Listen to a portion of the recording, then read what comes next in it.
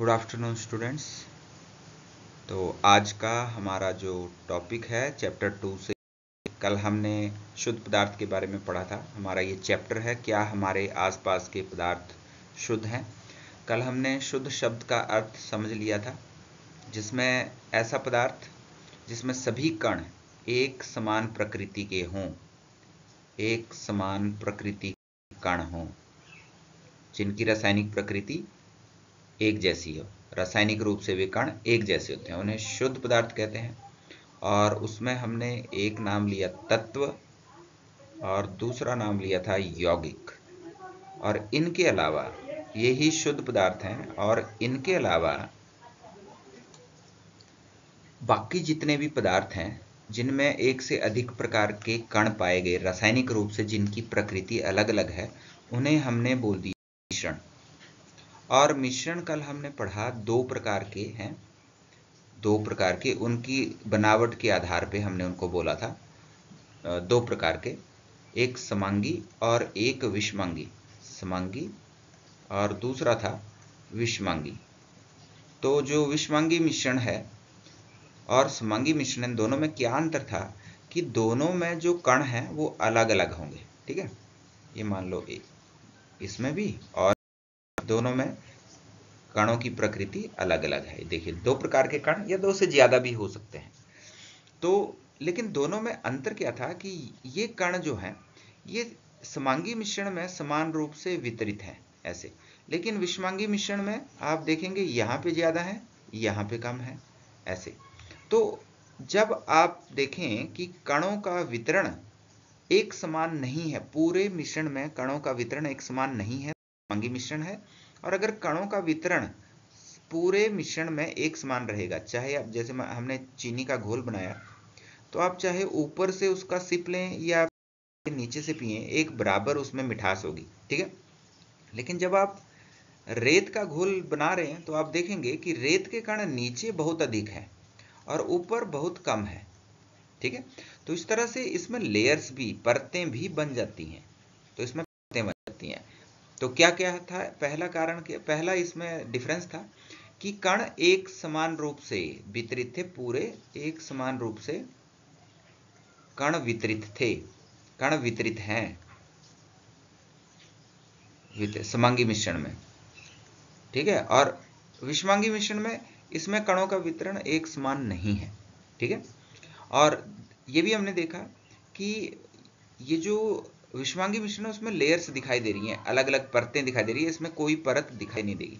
एक और डिफरेंस इसमें, अगर आप फिल्टर पेपर से फिल्टर करना चाहो तो आप इसके समांगी मिश्रण के अवयवों को फिल्टर नहीं कर पाओगे, जबकि आप देखेंगे फिल्टर पेपर पे विषमांगी मिश्रण में रेत जो है या चॉक पाउडर है, जो भी आपने घोला है, जो विषमांगी मिश्रण है वो ऊपर रह जाता है फिल्टर पेपर के ऊपर। तो फिल्टर पत्र के द्वारा इसको अवयवों को अलग कर सकते हैं। क्या अलग कर सकते हैं?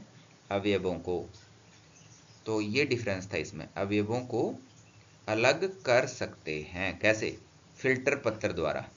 ठीक है, तो ये डिफरेंस आपको इसमें लिखना होता है। ओके, तो आज का हमारा जो टॉपिक है उसमें हम करने जा रहे हैं, हमारा जो मिश्रण का अलग से एक और तरीका है, उसमें हम मिश्रणों को उसके अवयवों, उसकी रासायनिक प्रकृति, उसकी बनावट के आधार पे फिर से उसको तीन प्रकार से विभाजित करेंगे। एक होगा विलयन, एक होगा निलंबन,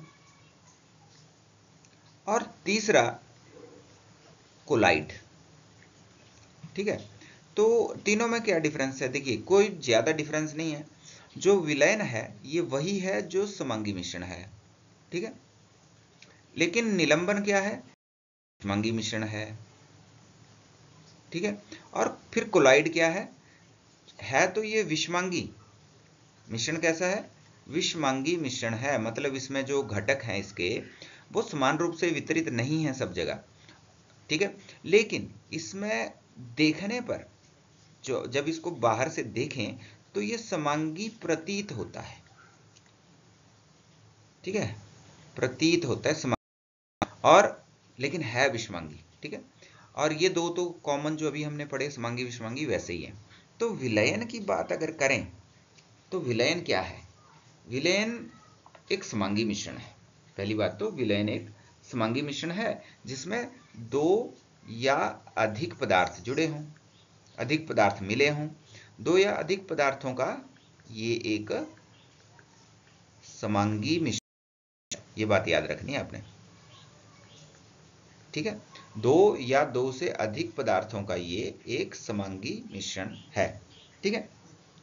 इसमें जनरली हम क्या कहते हैं, जैसे हमने पानी के अंदर नमक घोल दिया या पानी के अंदर चीनी घोल दी, यहाँ तक कि नींबू भी आप घोल सकते हैं उसमें।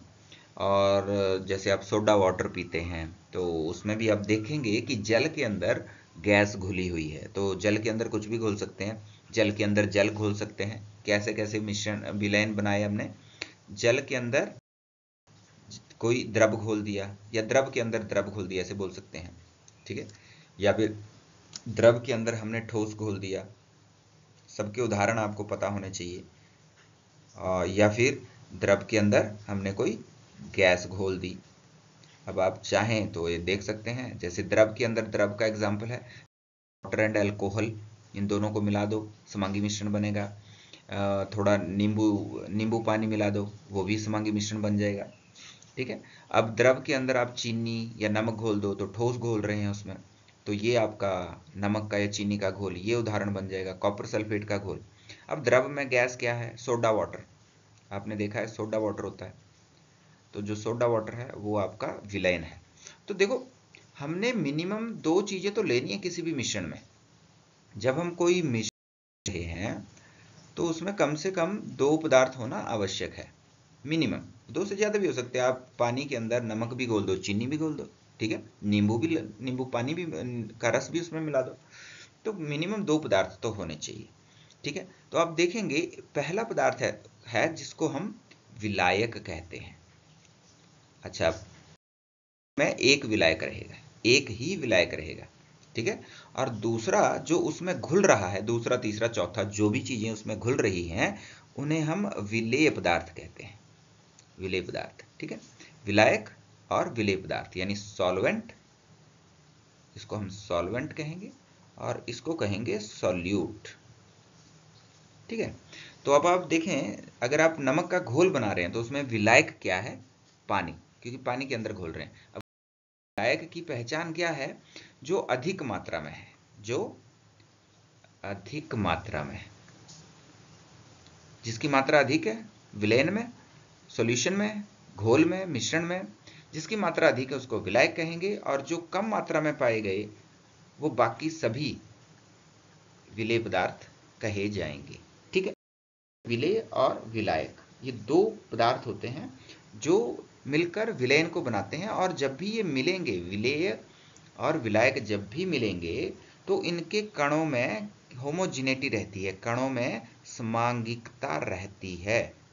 समांगिकता यानी आप कहीं से भी उसको उठाओ, आपको उतने ही कण प्राप्त होंगे। चाहे आप नीचे से, जैसे चीनी का घोल बनाया, ऊपर से सिप लोगे तो भी उतना ही मीठा, नीचे से लोगे तो भी उतना। हाँ, कभी कभी चीनी पूरी तरह से नहीं घुली है तो आप जैसे दूध पी रहे हैं, ऊपर ऊपर से कम मीठा रहा, चीनी नीचे रह गई, तो क्योंकि उसको टाइम लगा पीने में, तो नीचे नीचे वो ज़्यादा मीठी होती रहती है क्योंकि वो बाद में घुल रही है। तो जब आपने पूरी तरह घोला है, विलयन तब बनेगा जब आपने पूरी तरह घोल दिया है। तो आप देखेंगे ऊपर से, चाहे नीचे से, चाहे मिक्सचर के बीच में से, कहीं से भी आप सॉल्यूशन को लोगे, आपको उसमें समांगिकता ही दिखेगी, ठीक है। एक समान रूप से मतलब कण वितरित रहते हैं, ठीक है। तो जितने भी सॉल्यूशंस हैं, सॉल्यूशन बोलते हैं हम, विलयन को सॉल्यूशन कहते हैं, सॉल्यूशन। और सॉल्यूशन सॉल्वेंट जो एक ही रहेगा, और सॉल्यूट जो एक से ज्यादा भी हो सकते हैं, ठीक है। अब हमने तो ये एग्जाम्पल पढ़े हैं, विलयन के ये एग्जाम्पल्स हमने पढ़े हैं, और भी एग्जाम्पल्स आपने, लेकिन विलयन ऐसे भी हैं जो कि आप देखेंगे ठोस के अंदर ठोस को ही घोला गया है। इसके उदाहरण में हमारे पास आ जाती है मिश्र धातु, ठीक है। धातु में आपके पास उदाहरण दे रखा है बुक में, पेज नंबर 17 में आप पढ़ेंगे, उसमें आपको एक पीतल धातु दे रखी है। एक्चुअली जो पीतल धातु है वो धातु ना होकर मिश्र धातु है। मिश्र धातु का मतलब है धातुओं का मिश्रण। तो इसमें एक से ज्यादा धातुएं होती हैं, याद रहे। इसमें कौन कौन सी धातु है? एक तो है जिंक, ठीक है, और एक है कॉपर। ठीक है। तो जिंक जो है और कॉपर जो है, इनकी रेशियो इसमें होती है 30% और 70%। अब यहां से आपको साफ दिख रहा है कि कौन इसमें विलायक है और कौन विलेय पदार्थ। सोचो जरा। हाँ, तो आपने आइडिया लगा लिया होगा कि जो ज्यादा मात्रा में है उसको हम सॉल्वेंट यानी विलायक कहते हैं, और जो कम मात्रा में है उसे हम विलेय पदार्थ कहते हैं। ठीक है। तो आपकी बुक में आगे कुछ उदाहरण दे रखे हैं जिसमें आपको टिंचर आयोडीन बताया हुआ है, उसमें क्या विलायक है क्या विलेय है ये आपने पढ़ा खुद बुक से। ठीक है। नमक चीनी का घोल मिलाते हैं तो उसमें क्या विलेय है क्या विलायक है। ठीक है। सोडा जल में क्या विलेय है क्या विलायक है। और एक हम विलयन की बात करते हैं, जो हमारे वायुमंडल में वायु है ये भी एक विलयन है। ठीक है। अगर आप अपने घर में सांस लें चाहे स्कूल में आके, आपको वायु के अंदर 21% ऑक्सीजन मिलेगी। हाँ, हालांकि जैसे जैसे आप ऊंचाई पे जाते जाओगे तो उस केस में ये समांगी मिश्रण नहीं रह जाता, लेकिन उसकी बात हम बाद में करेंगे। अभी हम जहां रह रहे हैं उसके आसपास की बात करते हैं जिसको हम महसूस कर पाते हैं। तो वायु में ऑक्सीजन 21% है, 78% नाइट्रोजन है और कार्बन डाइऑक्साइड 0.04% है, जो कि हालांकि ये बढ़ चुकी है, पहले 0.03% थी और बाकी बाकी गैसें हैं। तो आपको उसमें समांगिकता दिखेगी नॉर्मली। पॉल्यूशन अगर कहीं पे है तो वहां पे अलग बात हो जाती है। नॉर्मली एयर के अंदर ये गैसेस पाई जाती हैं और समान रूप से पाई जाती हैं। ठीक है। यानी इनके कण समान रूप से वितरित है। ऑक्सीजन, नाइट्रोजन, कार्बन डाइऑक्साइड एक समान रूप से वितरित है। ऐसा नहीं होगा कि स्कूल में आपको कम ऑक्सीजन मिले या घर में ज्यादा मिले या घर में कम मिले। ठीक है। तो वायु भी एक क्या है? वायु में यानी गैस में गैस का विलयन है। गैस में गैस का विलयन। तो ये उदाहरण आपको पता होना चाहिए, आपसे पूछा भी जाएगा पेपर में। विलयन का, यौगिक का उदाहरण दो, तत्व का उदाहरण दो, निलंबन का उदाहरण दो। तो विलयन को समझो, समरूपता होनी चाहिए इसमें। ठीक है। ये सबसे इंपॉर्टेंट पॉइंट है कि इसमें समरूपता होती है। तो ये इसके पॉइंट्स भी लिखे हुए हैं कुछ, आपको वो मैं बता दूं। हमारी जो बुक है उसमें जो विलयन क्या है, विलयन के कुछ पॉइंट्स दे रखे हैं, उनको आपने पढ़ना है। तो विलयन के उसमें गुण लिखे हुए हैं, विलयन के गुण। तो गुणों को आपने पढ़ना है। पहली बात तो विलयन क्या है? समांगी मिश्रण है। समांगी मिश्रण है। ठीक है। अब आप इसके कणों को देखना चाहें तो ये कण जो हैं बहुत छोटे होते हैं। कण छोटे होते हैं और उनका जो साइज होता है वो 1 नैनोमीटर यानी 10⁻⁻⁹ मीटर से भी कम होता है, से भी कम होता है। ठीक है। मतलब एक, अगर आप निलंबन में इस साइज को देखोगे तो उसका साइज इससे काफी बड़ा होता है। ठीक है। तो आपको पता है हम कणों को देख नहीं सकते आंखों से, तो इसका जो कण बना है ये बहुत छोटा है, इसके कणों को हम नहीं देख सकते अपनी आंख से। ठीक है। और इसलिए वो दिखते नहीं। पानी में चीनी घोल दो फिर कहाँ दिखेगा, है ना। और ये कण इतने छोटे होंगे, जैसे ये कण है, अगर लाइट आ रही है, हम टॉर्च से लाइट मारेंगे इसके ऊपर, तो ये लाइट की जो रे इससे टकराएगी तो टकराने के बाद सीधी चली जाएगी, कोई इसमें विक्षेप नहीं होगा। इतने छोटे होते हैं ये। ठीक है। तो इतने छोटे आकार के कण हैं विलयन के कण। अगर प्रकाश की किरण इससे गुजर रही है तो प्रकाश की किरण को ये फैलाते नहीं है। अदरवाइज आप दूसरे बड़े कणों को देखेंगे, यहाँ पे किरण टकराएगी तो वो चारों तरफ को बिखर जाएगी ऐसे। ठीक है। इस तरह से बिखर जाएगी। इसकी बात हम कल करेंगे। ओके। तो क्या 3 पॉइंट लिख दिए? एक तो ये समांगी मिश्रण है, इसके कण बहुत छोटे हैं। कितने छोटे? 1 नैनोमीटर से भी कम, इसलिए आंखों से दिखाई नहीं देते। तीसरा पॉइंट, इतने छोटे हैं कि प्रकाश की किरण को भी नहीं फैलाते हैं, जिससे आपको टिंडल इफेक्ट नहीं दिखेगा, वो भी हम कल बात करेंगे। ठीक है। उसके बाद अगर आप इसको फिल्टर पत्र से यानी छानन प्रक्रिया द्वारा फिल्टर पेपर का प्रयोग करके इसको छानने का प्रयास करें तो आप इसके अवयवों को अलग नहीं कर सकते, ठीक है। किसको अलग नहीं कर सकते? विलयन के अवयवों को। लिख देता हूं मैं, विलयन में जो विलेय और विलायक हैं उनको अलग नहीं किया जा सकता। अवयव तो दो ही होते हैं ना, विलयन के अवयव, एक होता है विलायक और एक होता है विलेय, और विलेय एक से ज्यादा भी हो सकते हैं, ठीक है।